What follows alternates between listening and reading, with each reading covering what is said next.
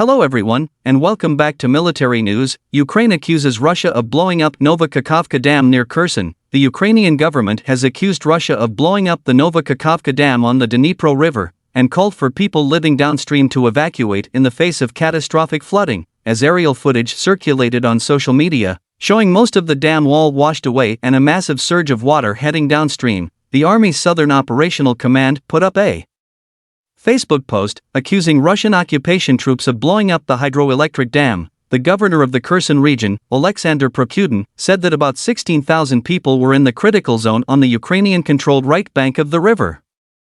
He said people were being evacuated for districts upstream of Kherson city and would be taken to bus to the city and then by train to Mykolaiv, and to other Ukrainian cities, Khmelnytsky, Odessa, Kropivnitsky, and Kiev. The disaster happened on the second day of Ukrainian offensive operations likely to mark the early stages of a mass counteroffensive. It could affect any Ukrainian plans for an amphibious assault across the river. The purpose is obvious: to create insurmountable obstacles on the way of the advancing Ukrainian army. To slow down the fair final of the war, a Ukrainian presidential advisor, Mikhailo Podolyak, said on Twitter. On a vast territory, all life will be destroyed.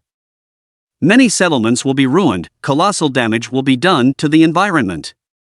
Local Russian authorities in the town of Nova Kakhovka initially denied that anything had happened to the dam, then blamed the collapse on Ukrainian shelling. Interfax news agency quoted an unnamed official from the Kherson Emergency Services as saying that the dam had collapsed from structural weakness under water pressure. President Volodymyr Zelensky called an emergency meeting of his National Security Council on Tuesday in the wake of the disaster. Russian terrorists, Zelensky said on Twitter. The destruction of the Kakhovka hydroelectric power plant dam only confirms for the whole world that they must be expelled from every corner of Ukrainian land. Not a single meter should be left to them, because they use every meter for terror, he added. It's only Ukraine's victory that will return security. And this victory will come. The terrorists will not be able to stop Ukraine with water, missiles, or anything else. Said from Twitter Volodymyr Zelensky, at Zelensky UA, Russian terrorists. The destruction of the Kakhovka hydroelectric dam only confirmed to the whole world that they must be driven out from every corner of Ukrainian soil. Not even a single meter should be left to them, as they use every meter for terror. Only a Ukrainian victory will restore security. And this victory will come. Terrorists will not be able to stop Ukraine with water, missiles, or anything else. All services work. I have convened the National Security and Defense Council. Please share official and verified information only.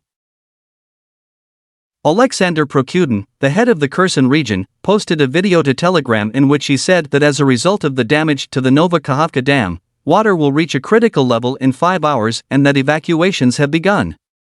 Russia's state media news agency TASS cited emergency services saying 80 settlements could be affected. A Russian military blogger, Rybar, said 11 out of 28 spans in the dam were destroyed after explosions at 2 a.m., though this could not immediately be verified.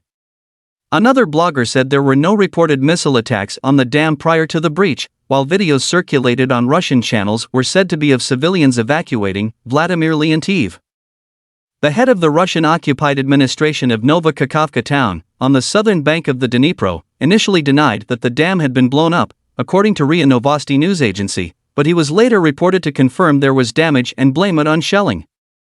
Interfax news agency quoted an unnamed representative from Regional Emergency Services as saying the collapse was a result of a catastrophic structural failure. The dam could not stand it, one support collapsed, and flooding began, the representative told Interfax, adding that there were no attacks on the hydroelectric power station overnight. Last month, it was reported that water levels in the reservoir had reached a 30-year high.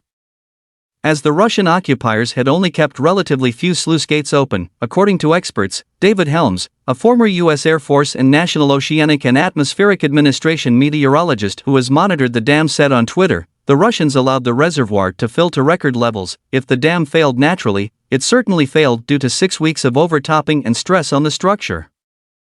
The areas most under threat of flooding are the islands along the course of the Dnipro downstream of Nova Kakhovka and much of the Russian-held left bank in southern Kherson.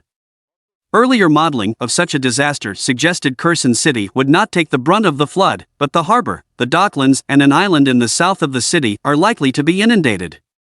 It is unclear how many people would lose their homes. There could be two further dramatic side effects. The Zaporizhzhia nuclear power plant upstream could lose access to water for cooling as the reservoir drains away, and the water supply to Crimea could also be severely affected. 4 of the 6 reactors at the nuclear plant are completely shut down, and 2 are on hot shutdown, producing a small amount of energy for the plant itself and the neighboring town. The International Atomic Energy Agency said in a tweet it was aware of the reports and that its experts at the plant were monitoring the situation.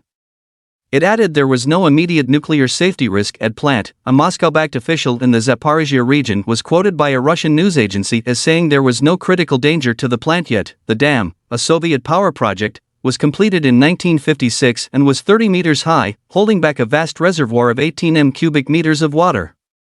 It sits about 20 miles upstream from Ukrainian-held Kherson, but modeling suggests if it collapsed, flooding was away most of the islands in the Dnipro River delta and low-lying land on Russian-held southern bank.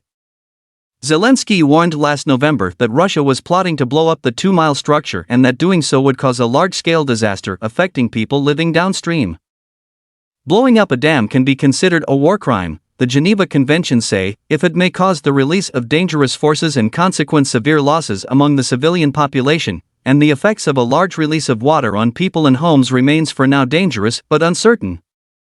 Ukrainian military intelligence also warned in November that Russia had conducted the main mining works as long ago as April 2022, but warned that the floodgates and supports of the dam were further primed in November as Ukraine's forces closed in on Kherson. Now everyone in the world must act powerfully and quickly to prevent a new Russian terrorist attack, Zelensky said at the time. The country's military intelligence also said in November that dozens of Ukrainian settlements, including Kherson, could be affected by a breach and that the scale of the ecological disaster will go far beyond the borders of Ukraine and affect the entire Black Sea region. The bridge over the dam was one of only 2 crossing points over the Dnipro south of Zaporizhzhia city before the war. The other, the Antonivsky Road Bridge at Kherson, was destroyed in November by the retreating Russians, and Russian snipers target anybody lingering on the waterside near the remaining bridge span.